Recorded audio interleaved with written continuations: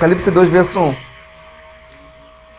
Ao anjo da igreja em Éfeso, escreva: estas coisas diz aquele que conserva na mão direita as 7 estrelas e que anda no meio dos 7 candelabros de ouro. Conheço as obras que você realiza, tanto o seu esforço como a sua perseverança. Sei que você não pode suportar os maus e que pôs à prova os que se declaram apóstolos. E descobriu que são mentirosos, e não são, e descobriu que são mentirosos. Você tem perseverança e suportou provas por causa do meu nome, sem esmorecer. Tenho, porém, contra você o seguinte: você abandonou o seu primeiro amor. Lembre-se, pois, de onde você caiu, arrependa-se e volte às práticas das primeiras obras. E se você não se arrepender, virei até você e tirarei o seu candelabro do lugar dele. Amém, irmãos? Olha o que diz o verso 6 ainda. Mas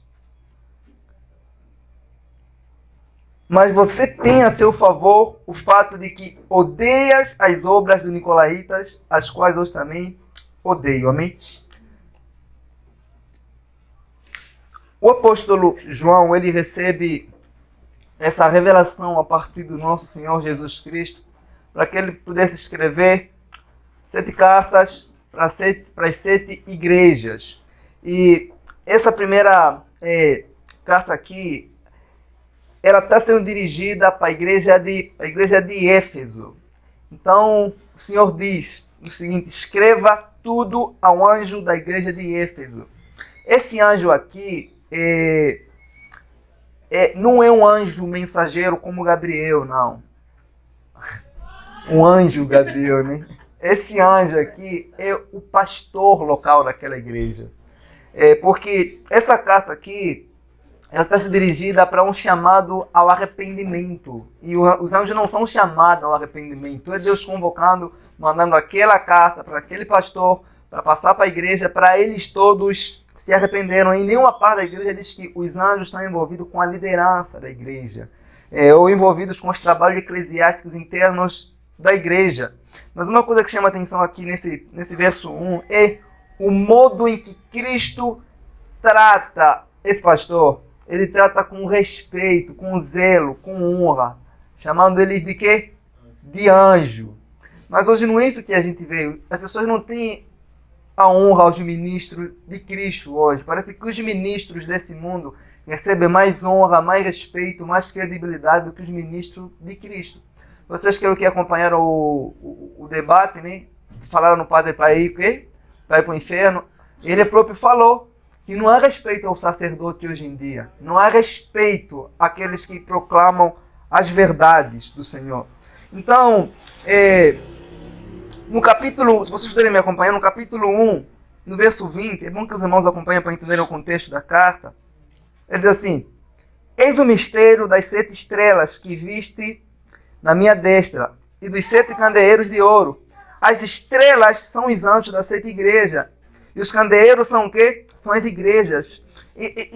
O texto diz que o Senhor habita sobre esses candeeiros. E esses candeeiros são quem? São as igrejas. No verso 13 ainda, no capítulo 1, no verso 13, ele fala assim: e no meio dos candeeiros, um semelhante ao Filho do Homem, vestido com uma roupa talar e cingido à altura do peito com um cinto de ouro. É Cristo, esse candeeiro aqui. É Cristo aí, é a igreja, é Ele andando no meio de quem? Do seu povo. Uma coisa que a gente deve notar é que nessas cartas aqui, no capítulo 3, no verso 1, vemos que o Cristo que anda no meio do seu povo, do candeeiro, que é a igreja, ele descreve para a igreja de Sardes que aquela igreja, ela está o quê? Está morta. No capítulo 3, no verso 16, ele descreve para a igreja de Laodiceia que eles estão o quê? Que eles estão frios. Eu tenho prazer de vomitá-los. Eu tenho agonia quando olho para eles. Então, sabe o que chama a atenção aqui? Que apesar de Cristo escrever para uma igreja que está fria, que está morta, ele é um Cristo que habita no meio delas. Ele habita no meio dos cantos. Ele está aí. Mesmo com todos os problemas que essas igrejas tinham, Cristo estava no meio delas. Não diz que Cristo as abandonou. Mesmo na igreja morta, mesmo na igreja filha dele, diz assim, eu estou aí, sondando os corações. Ainda mesmo aquela igreja que ficava se gabando, que tinha muitas coisas, que era rica, mesmo não sendo nada, Cristo ainda estava no meio delas, sondando corações daquelas igrejas. Sabem por que ele permaneceu ainda nessas igrejas? Porque é a sua igreja. Mesmo com todos os problemas que aquela igreja tinha, ainda assim era o quê? Era a sua igreja, era a igreja dele. Vemos que Cristo, nessas 7 cartas, ele elogia algumas igrejas, ele censura algumas igrejas, mas todas elas, tanto as que eram perfeitas como as imperfeitas, todas elas receberam uma repreensão da parte de Deus, e Cristo estava nelas de um modo independente. Olha, uma coisa que podemos aprender é que, independente de qual análise Cristo fazer nessa igreja, seja por meio de censura, não importa. A verdade é uma, Cristo está no nosso meio. Cristo está sondando a sua igreja, sondando cada pessoa. Em cada igreja que tem um problema, se é a igreja de Cristo, Cristo está aí, sondando o coração daquelas pessoas. Ele nos repreende por um único motivo. Ele se importa com a sua igreja. Assim como um pai repreende o seu filho porque se importa com ele, Cristo repreende a sua igreja. Ele não o abandona, ele fica aí exortando. E assim como ele estava examinando aquelas igrejas, a igreja de Éfeso, ele está examinando essa igreja essa noite. Ele está examinando o teu coração nesse momento. E se Cristo tivesse que escrever uma carta para você de modo pessoal, o que ele escreveria? Então, e às vezes a igreja passa alguns problemas, nós pensamos que Cristo não está presente, mas Cristo está presente. Isso independe daquilo que nós sentimos. Ainda que não sintamos nada, ainda assim Ele está presente, porque Ele prometeu que estaria presente até a consumação dos séculos. Ele prometeu que caminharia no meio do seu povo. Ele está no nosso meio. Às vezes, né, vimos um problema na igreja, nós já queremos abandonar a igreja, começamos a censurar a igreja, eu não vou naquela igreja. Mas Cristo não é assim. Mesmo com esses problemas todos, Ele está aí. Ele está aí, mas tinha um porém. Essa era a igreja dele. Não era uma falsa igreja. É a igreja dele. Nessa igreja a gente vai ver que habitava o quê? A verdade. Sabe aqui que uma coisa que chama atenção é que Cristo faz o quê na igreja? Ele faz um monte de elogios para essa igreja. Essa igreja tinha muitos problemas. Um amigo meu falou assim, que o maior problema da igreja é a própria igreja mesmo. Enquanto a igreja existir, vai existir problemas, porque são pessoas, e pessoas têm problemas mesmo. E Cristo, ele elogia aquela igreja, antes dele falar sobre os defeitos da igreja, ele elogia, ele fala sobre as qualidades, ele reconhece as qualidades, ele menciona de forma detalhada todas as qualidades que a igreja tinha. Às vezes, quando uma pessoa fez uma coisa de errada, não esquecendo todas as coisas boas, certas que a pessoa fez, só vamos falar na coisa errada que a pessoa fez. A gente esqueceu tudo de bom, a gente fala só a coisa errada. Mas Cristo não é assim com a sua igreja. Ele primeiro começa a fazer uma lista de todas as coisas boas. Ele não queria chegar naquela igreja e jogar na cara dele. Vocês são assim, vocês são assim. Ele não queria apenas senso. Ele estava a trazer uma realidade daquela igreja. Ele louva aquela igreja, ele elogia. Nós temos dificuldade em elogiar, mas Cristo está a elogiar a sua igreja, reconhecendo os trabalhos que eles faziam. E Cristo diz assim, olha, eu conheço as suas obras. Eu conheço, no verso 2 diz assim, conheço as tuas obras, o teu trabalho, a tua perseverança, sei que não podes suportar os maus. Ele vai elogiando. Então, Cristo conhece as obras de cada membro da sua igreja. Ele conhece as coisas mais secretas de cada membro. Então, não importa se as pessoas não conheçam aquilo que nós fazemos para o Senhor Jesus. O Senhor conhece. Isso é a única coisa que importa. Saber que o Senhor conhece as nossas obras deveria nos impulsionar a fazer mais obras. Isso deveria nos mover. Eu conheço as suas obras. Isso é bom. E isso também é assustador. Porque você sabe as coisas que você faz em secreto, quando ninguém vê. Você sabe aquilo que você faz quando está em casa. E a Bíblia fala aqui, Cristo fala assim, eu conheço. Ele conhece cada pensamento seu, cada desejo seu, cada conversa secreta que você tem. Ele não tem uma opinião sobre a igreja dele. Ele tem um diagnóstico formado. Ele vê. Sabe por que ele vê? Porque ele está no meio dela. andando com ela. Então, ele conhece os que fazem alguma coisa para a igreja e os que não fazem. Os que falam que o amam, mas não mostram com suas obras. Ele conhece tudo, tudo, tudo, tudo. Quando ele fala sobre obra, aqui, ele está falando sobre oração, meditação, luta contra pecados, ajuda aos necessitados, a santificação. Ele vai falar sobre isso. E no mesmo texto ainda, ele vai falar sobre trabalho. Ele fala assim, conheça as suas obras e conheça o quê? Conheça o teu trabalho. Tudo o que fazemos para a igreja, nós fazemos diretamente para quem? Para Deus. Para Cristo, para Deus. E Ele conhece. Ele não esquece do que nós fazemos. Às vezes nós pensamos que Deus é um Senhor que está no céu anotando todas as coisas mais que nós fazemos apenas. Mas não. Cristo, Ele tem registrado todo o trabalho que nós fazemos para Ele. O apóstolo Paulo diz em 1 Coríntios 15, 58, fala assim, portanto, meus amados irmãos, sejam firmes e constantes, sempre abundantes na obra do Senhor, sabendo que o vosso trabalho não é em vão no Senhor. O Senhor conhece o que vocês fazem, não é em vão, Ele não esquece. Ainda que você tenha esquecido o que você faz, Ele jamais vai esquecer. Ele não vai esquecer isso. Então, todo o trabalho que fazemos para o Senhor, Ele registra e Ele vai nos recompensar por meio disso, vai nos graduar por meio disso. Isso era uma coisa que Cristo estava elogiando a igreja dele. O escritor de Hebreus, no capítulo 6, no verso 10, fala assim, porque Deus não é injusto para se esquecer da vossa obra e do vosso trabalho, do amor que vocês têm, que vocês mostraste enquanto serviam os santos. Nós temos inúmeros relatos nas Escrituras de que Deus anota, Deus registra. Como é que anda o seu trabalho para o Senhor? O que você tem feito para o Senhor? Quando nós chegamos no céu, o Senhor vai olhar para nós e Ele vai dizer, eu conheço você. Eu conheço tudo que você fez para mim. Ele não vai dizer, aparta-se de mim porque eu não te conheço. Se você está em Cristo, Ele vai falar, eu conheço tudo. Você, por amor de mim, você fez isso. Você negou essa proposta. Você ganhava almas para mim. Você ficou vigílias orando pelas pessoas. Ele vai falar, eu conheço você. Isso é a única coisa que importa. Cristo nos conhece. Ainda no verso 12, ainda ele vai falar assim, olha, conheço a tua perseverança, no verso 3, e tens perseverança, e por amor do meu nome sofreste e não desfaleceste. A gente vai ver que essa igreja de Éfeso era, nessa época, os irmãos eram perseguidos, e essa igreja sendo perseguida, eles preferiam morrer, sofrer, do que negar a fé no Senhor Jesus Cristo.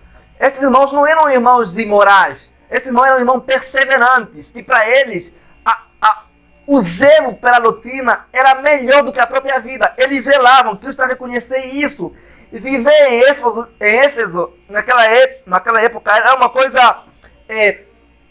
havia muitas oportunidades da pessoa abandonar a sua fé. Aquilo que vocês lembram que o apóstolo Paulo foi pregado num lugar, numa cidade, na cidade de Éfeso, e ele viu um grande templo da grande Diana dos Efésios. Então, naquele tempo, a cidade de Éfeso tinha um poder econômico grande, tinha várias oportunidades, tanto para a pessoa se desviar por causa do pecado, como por causa do medo, porque os cristãos aí eram completamente mortos, a idolatria reinava aí. Só para vocês terem noção, aquele templo da grande Diana dos Efésios era considerado uma das 7 maravilhas do mundo antigo. Havia muitas diversões naquele lugar.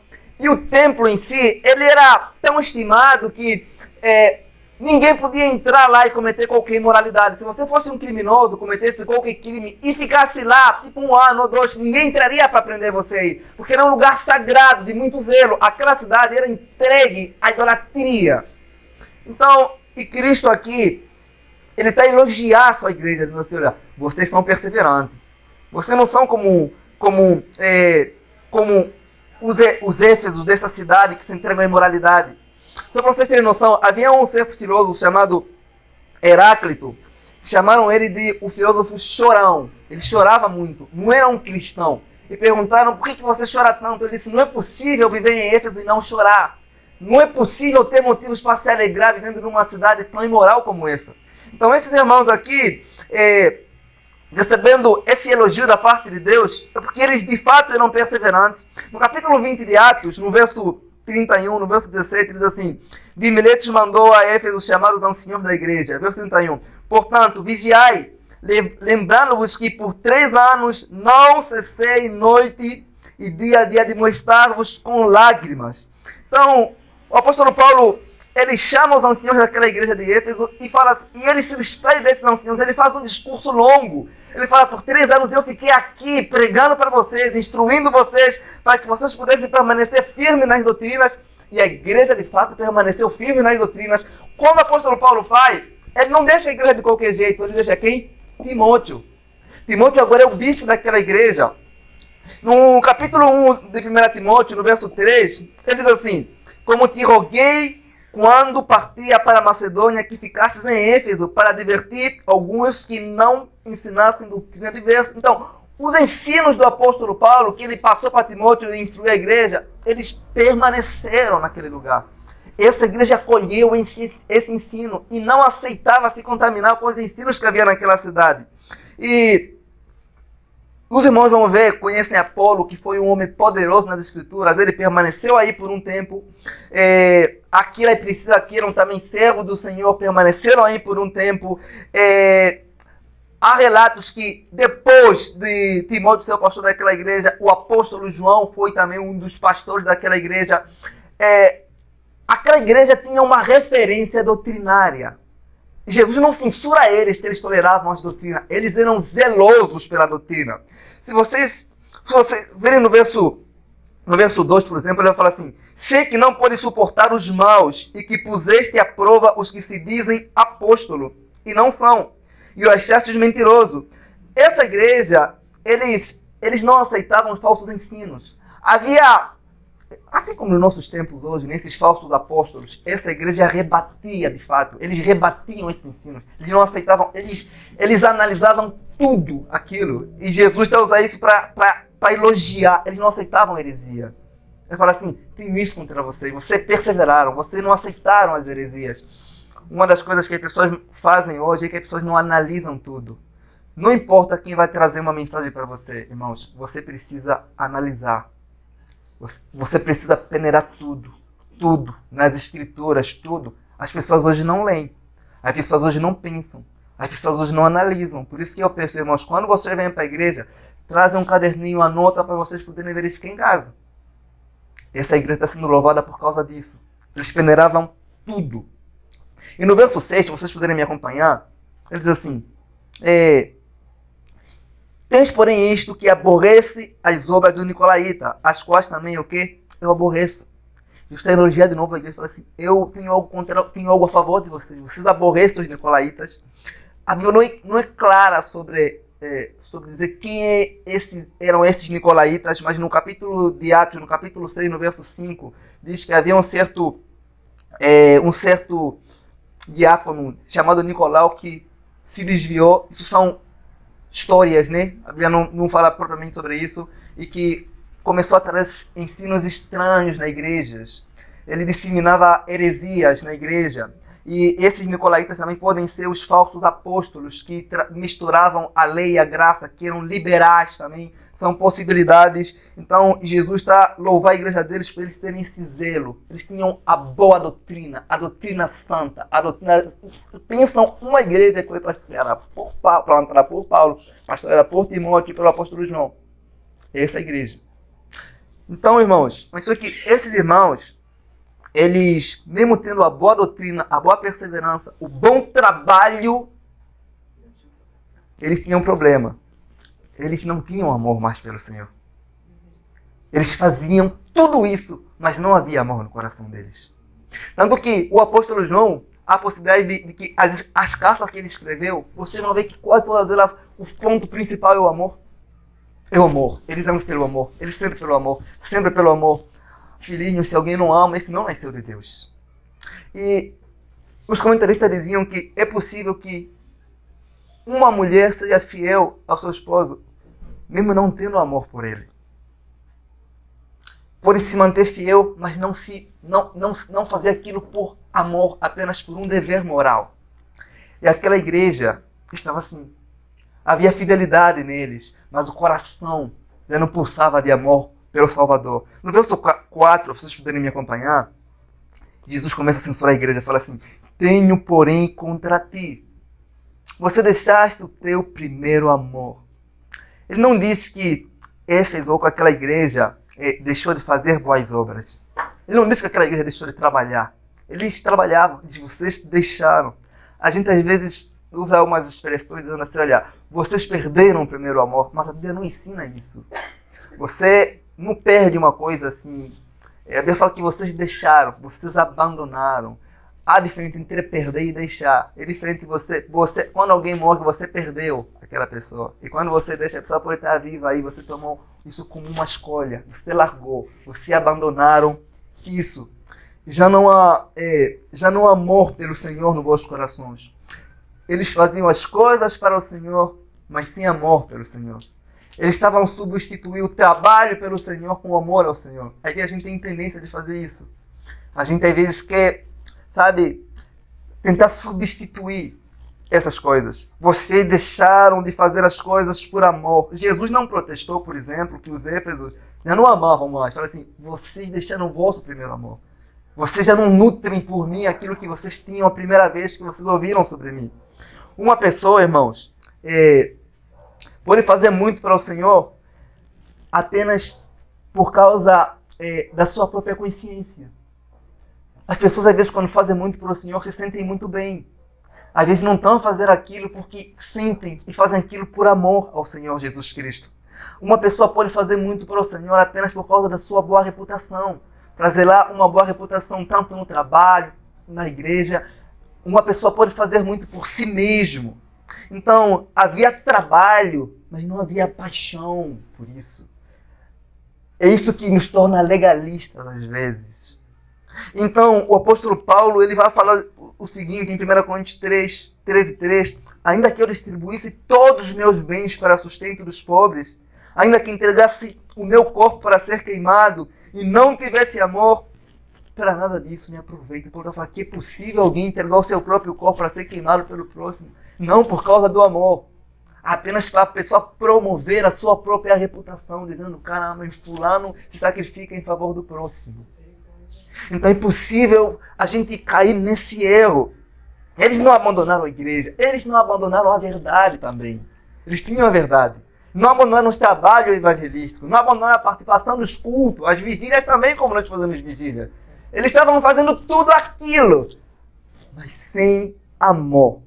Há muitos crentes, irmãos, que estão dedicados no trabalho do Senhor, mas perderam a paixão pelo Senhor, fazem as coisas por hábito, por costume, por apenas programa da igreja, também por medo. Então, quando a gente começa a fazer as coisas só por causa do dever, do medo, não é isso que Deus quer de nós. Deus quer que a gente comece a fazer aquilo por amor mesmo, por paixão. Então, eu quero fazer uma pergunta para você nessa noite. O que você sente por Cristo nesse momento, aqui nessa noite? Não estou perguntando o que você faz por Cristo, mas o que você sente. Porque é possível fazer muito e não sentir nada. E ser apenas uma pessoa mecânica. Quando a gente começa a fazer as coisas e não pensa, será que você nutre isso durante a semana? Caramba, tem um programa, sábado tem um evangelismo. Você pensa, quando você ama algo, você pensa naquilo. Não é possível amar algo e não pensar, e não desejar, e não almejar aquilo. Então, quando você faz as coisas por rotina, você não pensa, você não deseja. Quem tem os nossos pensamentos tem o nosso amor. Em quem estão os teus pensamentos? Onde estão os teus desejos mais fortes? Onde estão as tuas emoções? Quem tem isso de você tem o seu amor. A gente às vezes se torna tão mecânico e não pensamos nessas coisas. Olha, você não pode amar algo e não pensar naquilo que você ama. É como se ele dissesse assim, olha, vocês trabalham para mim, mas já não pensam em mim. Mas já não sentem nada por mim. E Cristo falando isso para a sua noiva. Ele ainda pergunta, você sente por Cristo ainda aquilo que você sentiu quando ouviu sobre Ele a primeira vez? Você ainda sente aquela paixão de estar com Ele? Como está o seu amor pelo Senhor Jesus Cristo?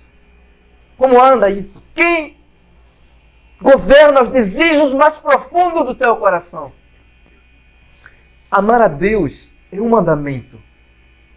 O Senhor Jesus Cristo diz em Lucas 10, no capítulo 27, Diz assim: amarás o Senhor teu Deus de todo o teu coração, de toda a tua alma, de todas as tuas forças e de todo o teu entendimento.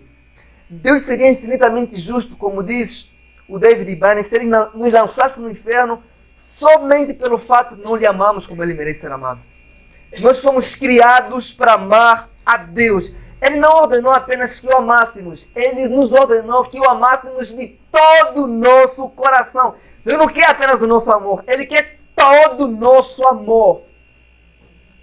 Ele quer que o amemos com a nossa força, envolvendo o trabalho, com o nosso coração, pensando nossos sentimentos, com a nossa mente, desenvolvendo ideias sobre Ele, lendo a Sua palavra. Amar a Deus é você entender a razão pela qual você foi criado. Você foi criado para amar a Deus. Deus tem todo o direito de exigir o seu amor, porque Ele te criou para isso. Você foi criado para amá-lo. No verso 5, ele diz assim: lembra-te de onde caíste, arrependa-te, pratica as primeiras obras, e se não, brevemente virei a ti e removerei do seu lugar o teu candeeiro, se não te arrependeres.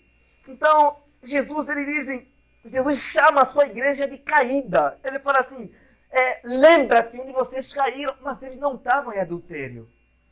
Eles não estavam a pregar heresias. Eles não estavam a se prostituir. Eles estavam sem amor. Esse é o sinal de uma pessoa caída. Eles estavam na igreja, mas o amor deles já não era como era antes. Às vezes nós pensamos que a pessoa só está caída quando está no mundão, fazendo um monte de doideira. Você pode estar na igreja caído. Sem as tuas emoções, sem o teu coração centrado em Jesus Cristo. Jesus diz: olha, olhem para o vosso passado. Vocês podem até ter mais conhecimento sobre mim hoje, mas vocês tiveram mais amor por mim no passado. Ele está falando: vocês não são as mesmas pessoas que eram antes. Vocês mudaram. Eu conheço. Jesus não está falando isso apenas por falar, por curiosidade. Ele caminha no meio do seu povo. Ele está falando: eu conheço. Eu habito no meio dos candeeiros. Eu conheço vocês. Vocês não eram assim. É como se ele falasse: o que está acontecendo com vocês? Acordam, vocês estão caídos. A queda não é só quando você sai da igreja, aí também quando você está aí na igreja, mas seu coração já não está fervendo de amor por Jesus. Já não há aquele prazer de estar com Ele, já não há aquela sede de ler a sua palavra, já não há aquela paixão. Nem sempre a queda nos tira da casa de Deus. Você pode estar aqui, mas caído. Mas a queda sempre tira de nós aquela paixão por Cristo, o prazer. As emoções já não existem, nós nos tornamos inércios como instrumentos que não sentem nada, mecânicos. É tudo na base da regra, é tudo na base do costume, sabe?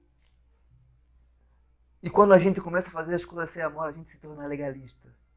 A gente começa a se comparar com os irmãos. A gente começa a exigir que os irmãos façam igual nós fazemos. A gente começa a pensar que ninguém tem amor só porque ninguém faz as coisas que nós fazemos. A gente começa a falar: caramba, as pessoas não têm amor por Cristo. Por quê? Porque ninguém faz o que você faz. Então, Jesus, ele fala assim: volta, vem onde caíste. Lembra onde você caíste. Talvez, lá no início da sua comunhão com Deus, no seu primeiro amor, você tinha o costume de orar às madrugadas. E quando você acordava assim orar, você ficava completamente triste. É como se você tivesse cometido um pecado. Talvez o seu pecado era esse. Mesmo não sendo pecado, você acordava todo emborrecido, triste, de novo. Às vezes lá no seu início, você tinha o costume de falar de Jesus nos seus colegas, nos seus amigos, nos seus vizinhos. Mas hoje você já não faz mais isso. No início, talvez você tinha o costume de viver uma vida santa, não tolerava certos pecados que hoje você tolera, que você vê como normal. Isso é sinal de queda mesmo, é sinal de queda. No início você tinha o costume de proclamar Cristo nos seus parentes. Você queria orar para as pessoas, você queria compartilhar Cristo para as pessoas. Você tinha mais desejo de estar com Cristo do que em qualquer lugar no mundo, ou estar na internet, você só queria Cristo. Mas hoje talvez você não é assim. Lembra lá no início, quando você fazia absolutamente tudo para se encontrar com Jesus? Não apenas para ouvir sobre Ele, mas para passar tempo com Ele. Você faria de tudo, organizava a sua agenda, você queria orar, você queria estar com Ele, você queria ler, você falava, Deus usa-me, eu quero ser usado, eu quero ser usado, eu desejo ser usado. Mas hoje você não faz mais essa oração. Você já não tem mais nenhuma expectativa sobre a sua vida espiritual. Não aquela paixão. Você olhava talvez uma pessoa, um pregador, e você via e aquilo, você falava, eu quero pregar assim, eu quero ser usado por Deus assim, eu quero alcançar os perdidos. Mas hoje é uma coisa automática. Já não é esse fogo em seu coração. Você não media esforço para participar das reuniões. Você não media esforço para estar na casa do Senhor. Você não media esforço para nada que tenha a ver com o Senhor. Sabe, irmãos, lá no início da sua comunhão, você via às vezes que participar um culto, dois cultos na casa do Senhor, era pouco para você. Tem irmãos nessa igreja que falou assim para mim, pastor, 2 cultos é pouco. Mas hoje, talvez você vê que é suficiente um culto. Mas no início, tudo que você mais queria é estar na casa do Senhor, adorando, querendo ter mais culto de orações para você poder ter mais tempo com o teu Senhor. Mas o amor pelo Senhor, a paixão pelo Senhor, se foi. Hoje nós usamos vários mecanismos para nos defender. Falamos da distância, falamos dos cansaços, falamos de tudo. Mas no início você não media nada, você não ouvia obstáculos, você só queria algo, trabalhar para o Senhor, fazer as coisas para o Senhor, ter comunhão com o Senhor. Olha, irmão, quando o primeiro amor do nosso coração se vai, a paixão pela oração se vai, a paixão pela meditação se vai, a paixão pela evangelização se vai, a paixão por estar envolvido nas coisas da igreja se vai. Tudo se vai. Só fica as rotinas, as regras, o que todo mundo faz. Lá no início da sua caminhada, você tinha prazer de orar pelas almas perdidas. Você orava mesmo sem ninguém falar isso para você, porque você entendia que Cristo morreu pelas almas. Você orava, você intercedia de madrugada por essas almas. Mas hoje você talvez já não faz isso. Hoje isso não causa nenhuma tristeza no seu coração. Então, Cristo, ele olha para a sua igreja e chama a sua igreja ao arrependimento. Ele fala sobre 3 coisas. Ele fala, lembra-te onde vocês caíste. Ele fala, arrependa-se e volte às suas primeiras obras. Porque você está caído. Vocês lembram o que aconteceu com o filho pródigo? Uma das coisas que fez com que ele voltasse na casa do seu pai foi a memória, foi a lembrança. A Bíblia diz em Lucas 15, 17 que num país distante o filho pródigo lembrou do seu lar, lembrou do que fazia, do momento de comunhão com o seu pai. E ele falou, caramba, hein? Olha como é que eu estou hoje. Eu não sou assim, eu não fui assim sempre. Eu tenho um pai, eu preciso voltar para ele. Às vezes tudo que precisamos para perceber que estamos caídos é só olharmos para o nosso passado e ver quem nós fomos. E quem nós somos agora. É só você usar a sua memória, usa a sua cabeça, vê como é que você começou, quantas pessoas você evangelizava, os momentos que você tinha de comunhão com o Senhor Jesus Cristo. E a gente não lembra sobre isso. No ano passado, quando eu fui para Angola, eu cheguei no meu quarto e eu lembrei de todos os momentos que eu passei com Deus naquele lugar. Lembrei de todas as vigílias que eu tive aí, meus momentos de comunhão com Deus mais íntimos. Eu falei, às vezes eu tirava o colchão do meu quarto e falava assim, hoje esse colchão não vai entrar nesse quarto não. Se entrar eu vou dormir. Tirava e colocava fora de casa, falava, hoje eu vou ficar a noite toda orando, eu não vou querer saber desse negócio aqui não.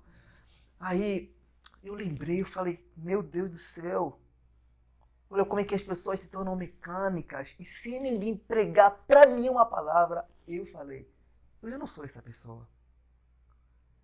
Se ninguém me pregar sobre oração, pensei, falei, isso não era assim. Não é isso que Deus quer de nós.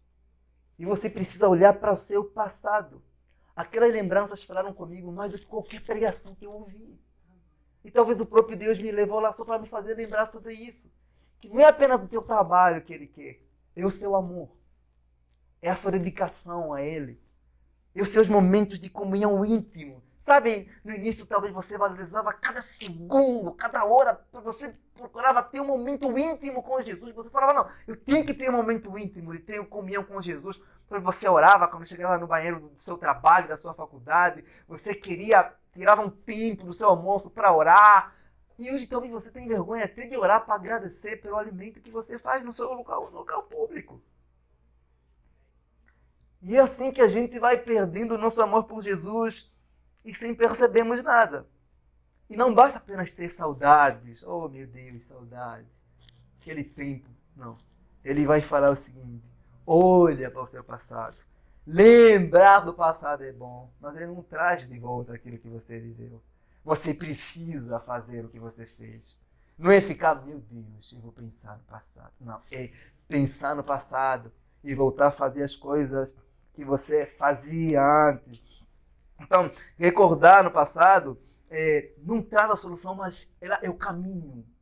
É o caminho. Você vê onde você trilhou. Você teve um caminho. Todo mundo aqui teve um caminho. Você já teve encontro com Jesus um dia. Você teve um caminho. Você tem uma história. E ninguém conhece aqui, mas Jesus conhece a tua história. Jesus conhece o teu caminho. E você tem um. Você precisa olhar lá para o seu passado e você fala, meu Deus, como é que eu seria hoje se eu continuasse sendo aquilo que eu fui no início? Pensa quão santo você seria. Pensa quantas pessoas você evangelizaria. Pensa como sua vida seria reta. Se você permanecesse como você era antes. Se há alguma coisa no seu passado que você havia prometido para Jesus que você não cumpriu, volte a fazer isso. Alguma rotina sua que ninguém mais fazia, que é uma coisa sua entre você e Deus, e você deixou, Deus vai falar, lembre-te disso. Volta. Se há algo bom no seu passado ligado com sua vida com Deus, você precisa lembrar disso nessa noite. Você precisa voltar. Voltar a fazer aquilo. E quando eu falo do passado, eu não estou falando do pecado pecaminoso que você teve. Deus não está falando, lembra dos vossos pecados do passado, porque vocês já são adultos, irmãos. A gente entende isso, que a gente não está a falar sobre o pecado, não. A gente está a falar sobre a nossa comunhão com Deus. É o que Jesus está a falar aqui. Pense no passado. Pense. Ele não está a falar aquele nosso tempo de ingenuidade, que a gente não sabia nada. Ele está falando do amor, da paixão, do zelo.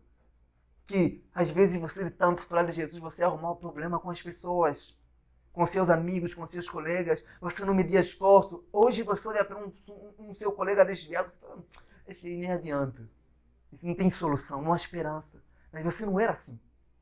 Isso tudo são marcas, são traços. Sabe, a gente às vezes cresce, né? E sem percebermos, a gente acaba por sair do caminho do Senhor. Se você está crescendo em conhecimento, mas não está crescendo em amor, você não está crescendo, você está inchar. Você está crescendo de forma errada. Porque o apóstolo Paulo, ele diz assim que o conhecimento faz o quê? Incha. Mas o amor edifica. O verdadeiro conhecimento, ele nos faz amar o Criador. O verdadeiro conhecimento faz isso, ele aumenta o nosso amor pelo Criador. Não nos torna apenas mecânicos. Ele vai falar o seguinte, lembre, esse é o primeiro caminho. E faz o quê? Arrependa-se. Arrependa-se. Sabe, quando a gente ouve falar sobre arrependimento, nós sempre pensamos que é sobre adultério, sobre bebida, sobre vício. Jesus está a falar, se arrependam, porque vocês já não me amam como me amavam antes. Arrependam-se disso, isso é um pecado. Ele fala, arrependa-se e volte a ter zelo. Sobre mim, faça uma lista, irmão, de todas as coisas que você deixou de fazer por Jesus. Faça uma lista. Fala, eu fazia isso, mas hoje eu não faço mais. E volte a fazer. Se você quiser que sua vida com Deus melhore, você deve fazer alguma coisa. Você não deve só ficar lamentar, porque tem gente que lamenta muito. Eu não sou assim, eu não era assim. E tudo bem, todo mundo já sabe. Mas você precisa fazer alguma coisa. Você precisa reagir.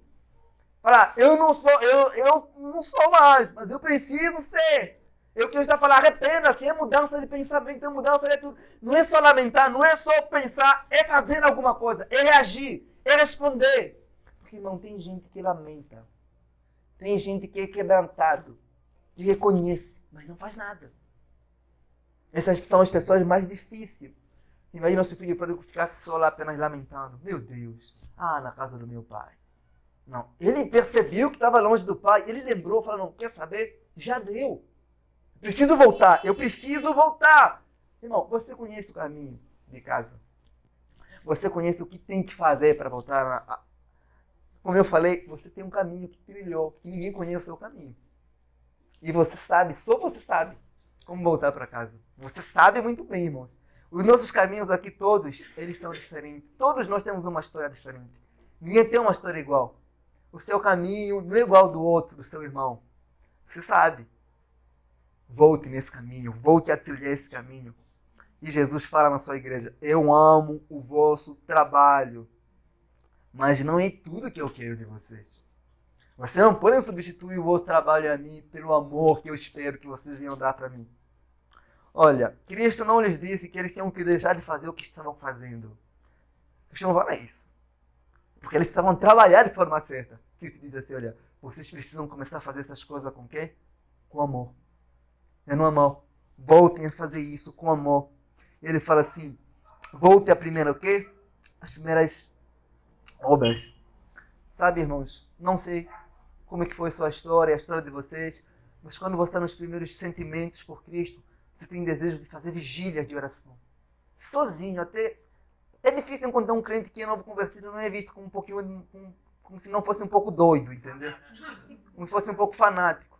Tem muito disso. Não sei se você ungia as portas da sua casa, se você tinha o costume de fazer o quê?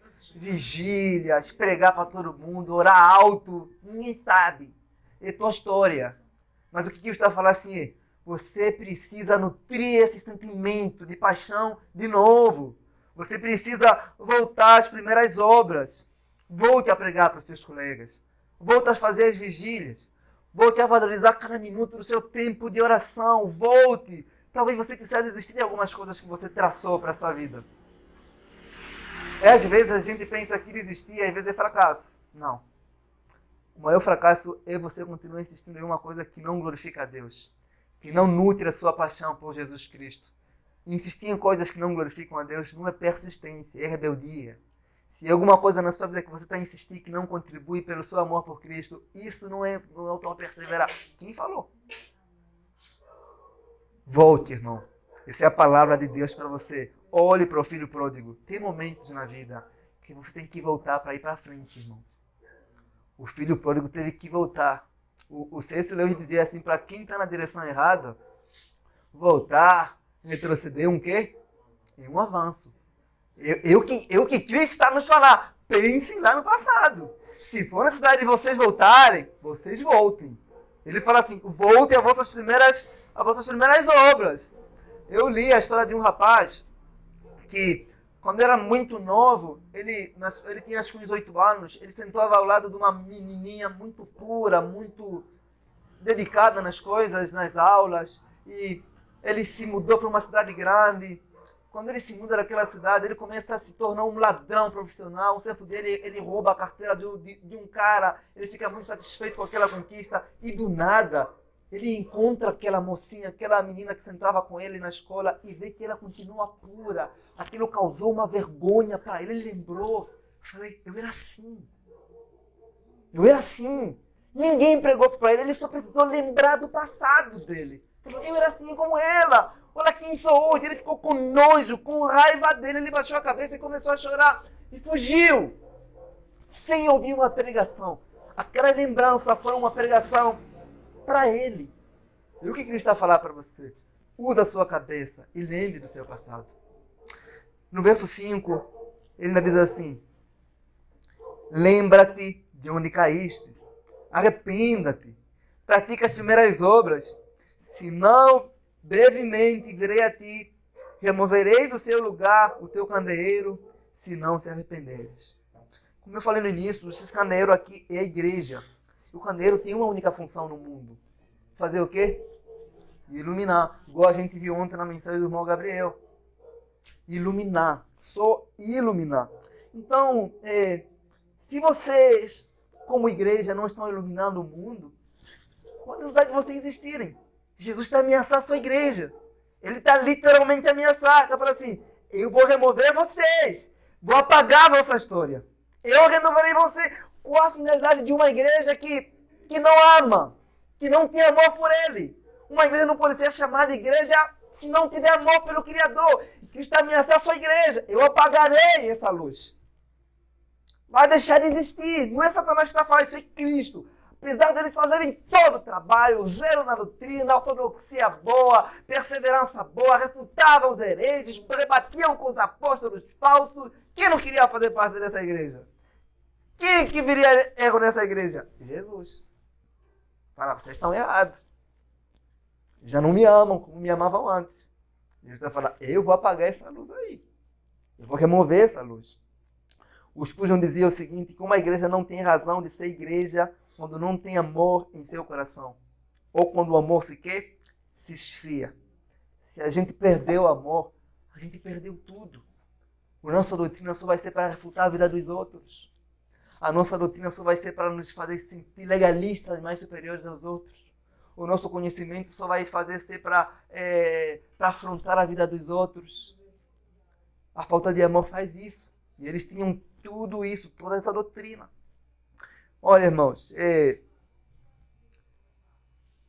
uma das coisas que esfriam o nosso amor por Cristo é o pecado.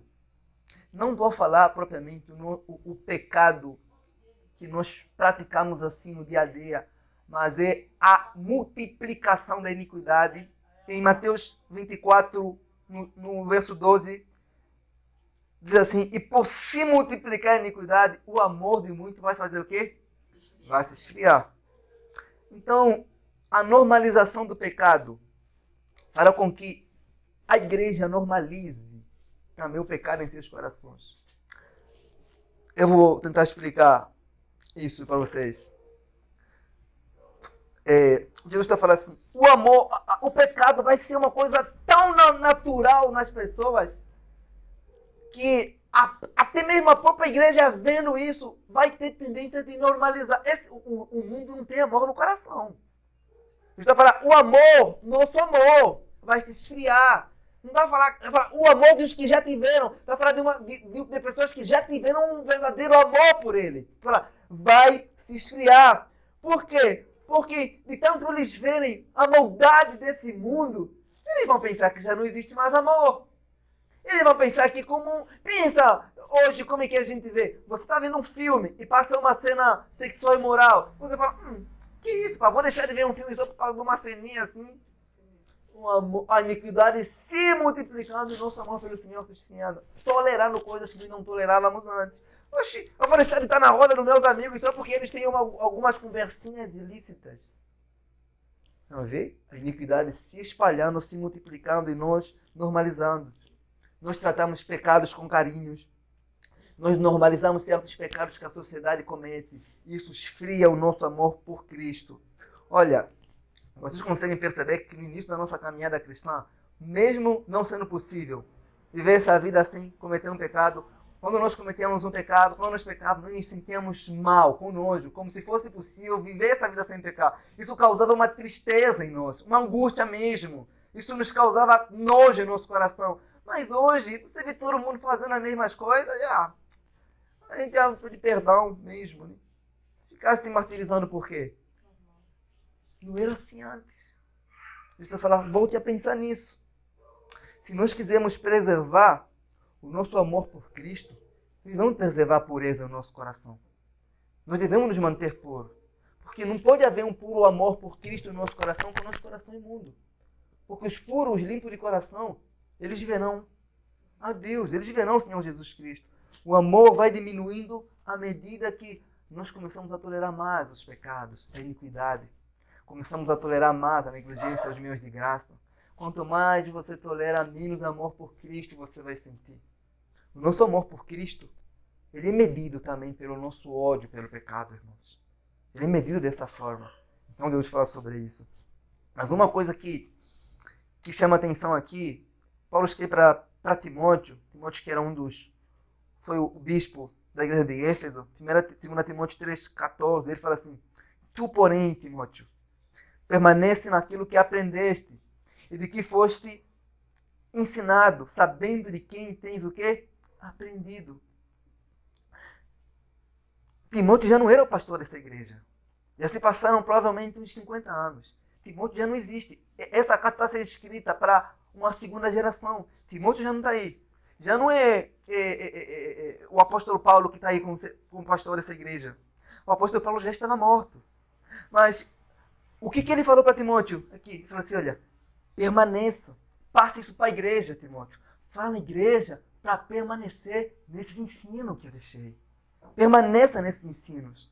E não sabemos quem é o atual pastor dessa igreja, porque não é o apóstolo João, porque o apóstolo João está preso. E essa igreja que havia sido elogiada por apóstolo Paulo por causa do amor que tinha, está sendo censurada pelo Senhor agora. Em Efésios, no capítulo 1, no verso 15, Paulo vai falar assim, em sua carta, fala assim, por isso também eu tendo ouvido falar da fé no Senhor Jesus Cristo que existe entre vós e do vosso amor que vocês têm pelo Senhor. Paulo estava a elogiar, Efésios 1,15, Paulo elogiava o amor que essa igreja tinha pelo Senhor. E não só, tem vários textos bíblicos, só na carta de Efésios, que Paulo fala sobre amor, que ensina essa igreja sobre amor. Efésios 1,4, ele ensina sobre, ele fala assim, como também nos elegeu neles antes da fundação do mundo, para sermos santos e irrepreensíveis diante dele em amor. E não só Paulo, ele faz uma oração escrita nessa carta sobre a necessidade de amor e a preocupação dele como pastor tinha com relação ao amor no meio da igreja. Efésios 3,17, ele vai falar assim, que Cristo habite pela fé nos vossos corações, a fim de que, estando arraigados e fundados em quê? Em amor. Isso é uma oração escrita daquele pastor para a igreja. Ele queria deixar claro a preocupação que ele tinha, a igreja permanecer onde? No amor. E, olha, verso Efésios 3,19 fala assim, e conhecer o amor de Cristo, que ele fala sobre o entendimento, fala conhecer o amor de Cristo, faz com que a gente vai ceder entendimentos. Efésios 4,1, olha o que ele diz, rogo-vos, pois eu, prisioneiro do Senhor, que andeis como é digno da vossa vocação, que foi chamado, com toda a humildade e mansidão, com longanimidade, suportando-vos uns aos outros em quê? Efésios 4,15. Antes, seguindo a verdade em quê? Em amor. Cresçam em tudo naquele que é cabeça. Efésios 5:2. Andai em amor como Cristo também vos amou. Então, e não foi por falta de instrução que esses irmãos estão sendo censurados pelo Senhor. Porque eles tinham um pastor que tinha uma preocupação sobre esse assunto. Eu não vou dizer que eles haviam se esquecido. Não. Aquilo estava registrado por meio de carta. Eles haviam negligenciado. Sabe quando você cresce tanto e você acha que você não precisa seguir as orientações pastorais que você recebeu no início da sua caminhada cristã? E você toma o seu próprio rumo? Não aconteceu isso com a igreja. Eles que haviam sido instruídos em amor já não estavam a andar naquele caminho.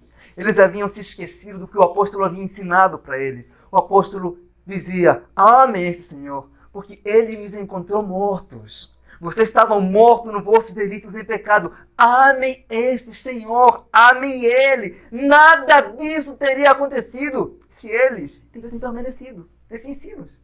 Mas eles não permaneceram. Eles abandonaram. O pastor já não estava presente e morreu. Eles talvez pensaram que os ensinos também perderam a sua validade. Principalmente sobre essa questão do amor. Não é a nossa preocupação. Hoje, quando a gente vai para um lugar, nós falamos, não, aí tem a doutrina, aí tem a doutrina. Isso é certo, é legítimo. A gente deve zelar pela doutrina. Mas sem o amor, isso nos torna legalista. Isso nos torna legalista.